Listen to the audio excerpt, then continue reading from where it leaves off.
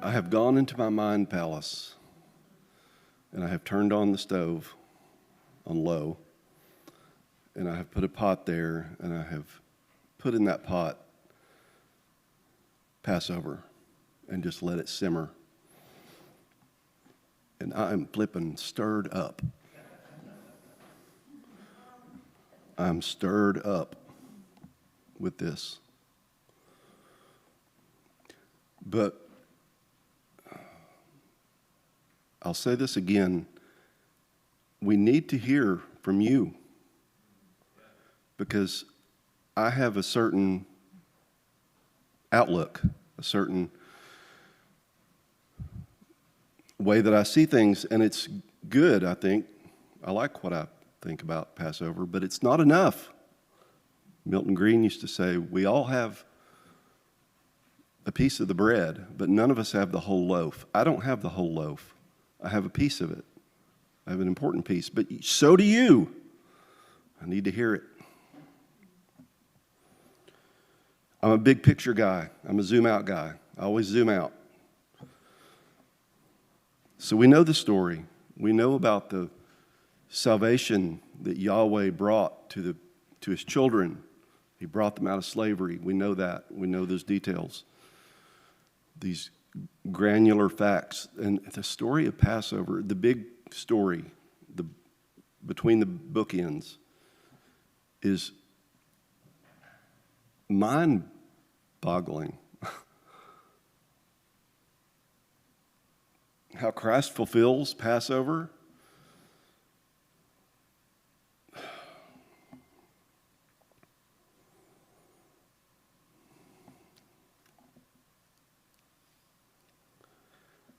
Genesis 9:4.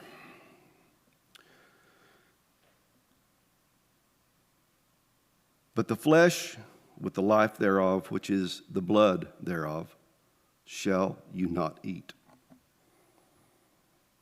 Leviticus 3:17. I'll wait.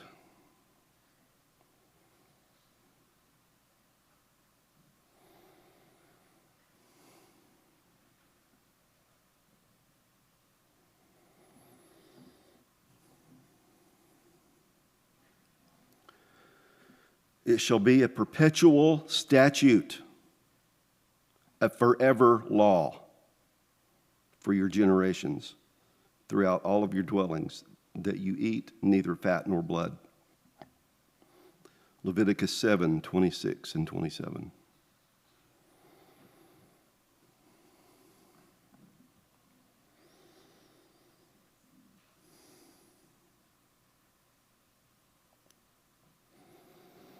Moreover, you shall eat no manner of blood.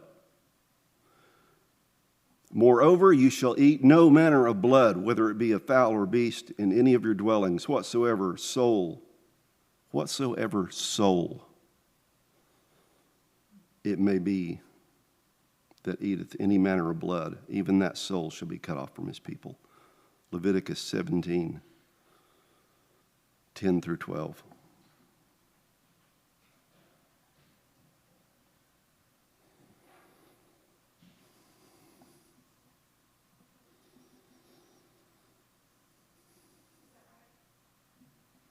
Leviticus 17:10. Yeah. And whatsoever man there be of the house of Israel or of the strangers that sojourn among you, that eateth any manner of blood, I will even set my face against that soul that eateth blood, and will cut him off from among his people. For the life of the flesh is in the blood. For the life of the flesh is in the blood. For the life of the flesh is in the blood, therefore I said unto the children of Israel, no soul shall you eat blood. I could go on. There's more.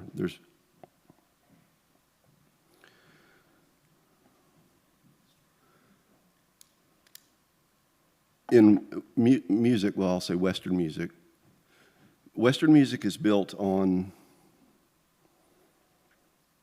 some laws. And if you take music theory, which I did, and I've forgotten every bit of it because I don't use it, when you take music theory and they begin to teach you about composition, this is why I was so impressed with Benjamin's composition that he did at the homeschool night. His composition was very structurally sound. It was really good. He followed a lot of the rules that you will learn in music theory. They teach you the basic structure, the chord structure, harmonic structure, and then melodic structure. And these things have rules.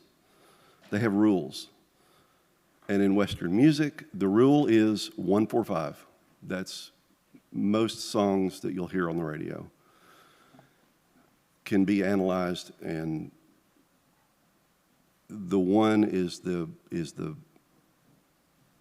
home bass, and then you've got the 4 chord and the 5 chord in any key.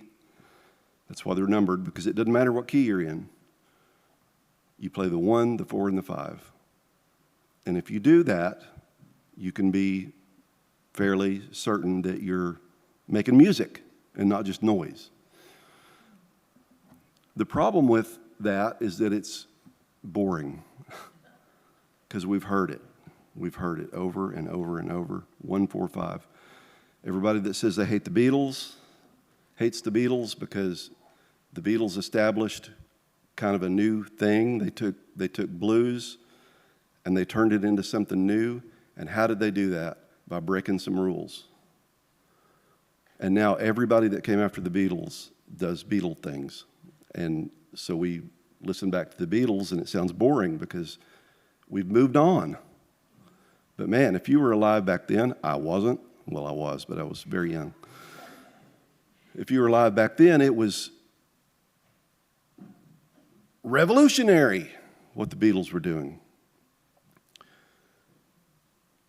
But now, because that's so established, it's law, what they did, that you can't do it again and make music because it's boring, because it's been done. It's fundamental sound, but we've heard it, guys. We've heard it over and over and over. And so good music now takes that foundation and breaks some rules. In a deliberative, intentional way, you break rules. You add a minor third. You add a seventh in surprising ways. You don't throw out 1-4-5. You build on it by breaking some rules. There's law, and then there's law. There's law, and then there's the spirit of the law. You don't have to look this up, Catherine. I'll just read it. This is Leviticus 17:14. For it is the life of all flesh, the blood of it is for the life thereof. Therefore I say unto the children of Israel, you shall eat the blood of no manner of flesh. For the life of all flesh is the blood thereof. Whosoever eateth it shall be cut off. Deuteronomy 12:23. Only be sure that thou eat not the blood, for the blood is the life. He tells us over and over and over not to eat blood because it's the life. Thou mayest not eat the life with the flesh. Thou shalt not eat it, that it may go well with you and with your children after you. You can kill an animal and eat it. And that's sad, because I love animals. But we do eat animals. But God says, you can kill it, you can eat it. But you don't get to own it. You must respect it. Respect its life. Its life is not yours. You're borrowing its life. You don't own it. Respect it.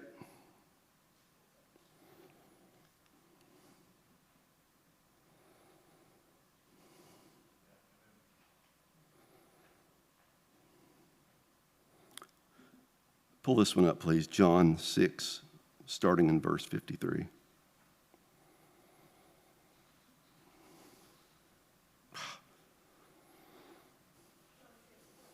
John 6, starting in 53.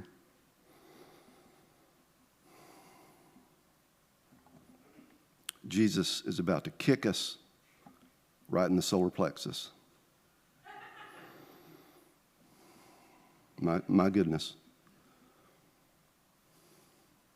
This kills me.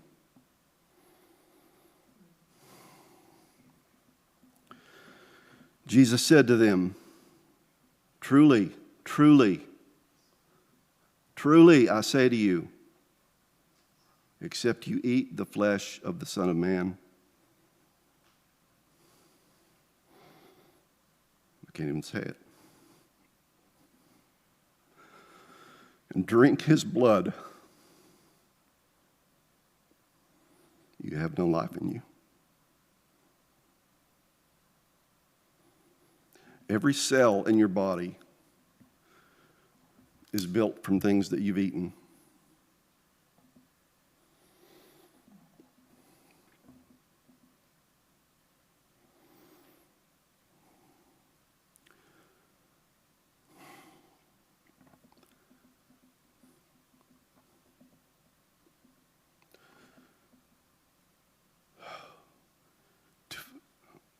To follow Christ is illegal. It's transgressive. It's against the law. And you must.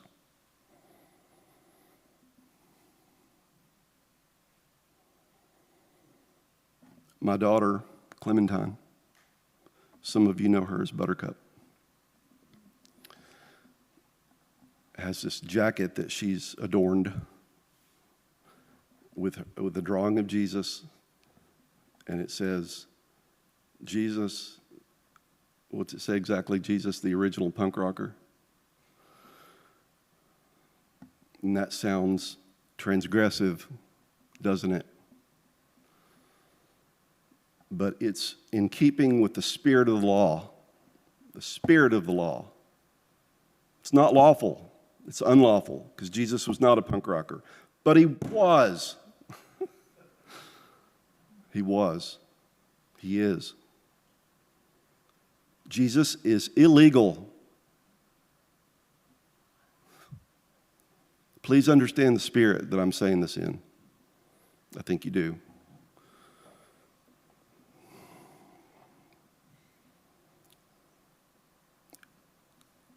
Jesus is not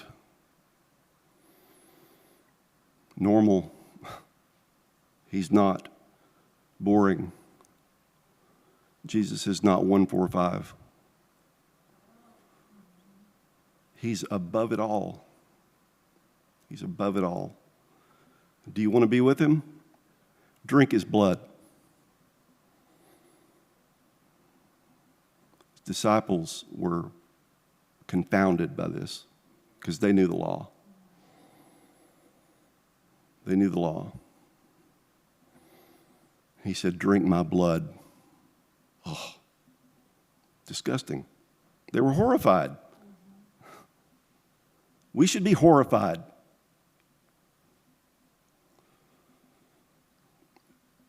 By the necessity of this unfathomable statement. Drink his blood. Yes.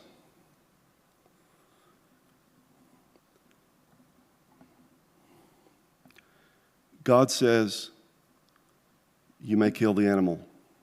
You may eat the animal. Don't drink its blood, because that's not yours. Jesus said, drink it. I give it. I give my blood to you to drink this unlawful thing, this transgressive punk rock thing, because I want every cell of your body to be built on my blood. And he became the Passover lamb.